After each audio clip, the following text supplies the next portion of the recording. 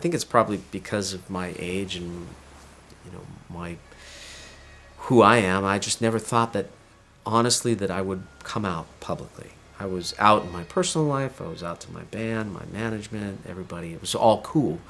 But making that leap to doing that publicly always seemed like a bit of a stretch, because there was really very little that you could look at at the time to say, well, here's how you do it, and here's what happens. This just wasn't, I mean, I could, maybe there were 2 or 3 people that I could look to and say, okay, these are good examples. I was doing an interview for the Saxophonic Project with this friend of mine who was interviewing me for a gay publication, but he said at the outset, you don't need to come out. I'm not going to ask you any questions about this. We're just going to focus this on your new album. I said, great, why not? And so he writes the interview, and he turns it into the editors, and the editors knew that I was gay because if you were inside, you would know. I never hid it. At that point, I didn't hide it. I mean, I think in the early days I would hide it because that was just the natural thing to do. At that point, I wasn't doing that. But they said, this guy's gay. Our new policy is if you know somebody's gay, you have to ask them about it. Go back to him, redo this, and send it in. So he called me, hat in hand, my friend, the interviewer, and said, I'm so sorry. I know you're going to say no to this, but they're going to have to, in order to publish this, they're going to ask me to ask you about it. And I noticed the way that I felt. It was like, instead of feeling like closed up and just this and nervous about it, I was like, yes, what am I hiding this for now? I mean, this is who I am.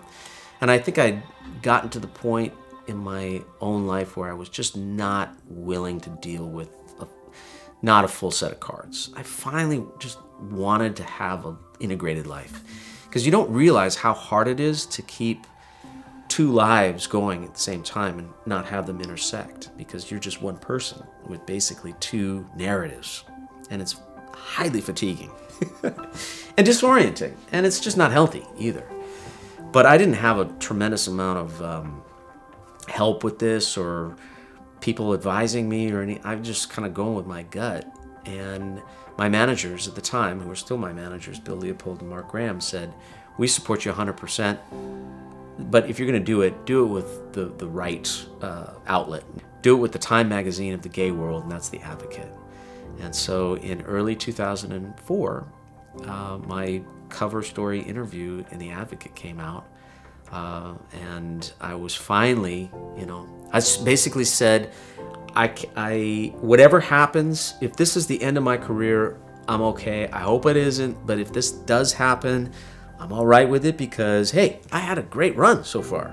It was over almost 15 years of wonderful success and traveling the world. I was ready to make that deal, but maybe it would be possible that this information could come out and it not do anything either.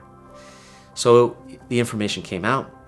As soon as the thing hit the newsstands in The Advocate, People magazine called and said, we want you to be one of our 50 most eligible bachelors. And 2 weeks after that, I was playing in the backyard of the late Senator Ted Kennedy's house for a big thing for all the Democratic senators.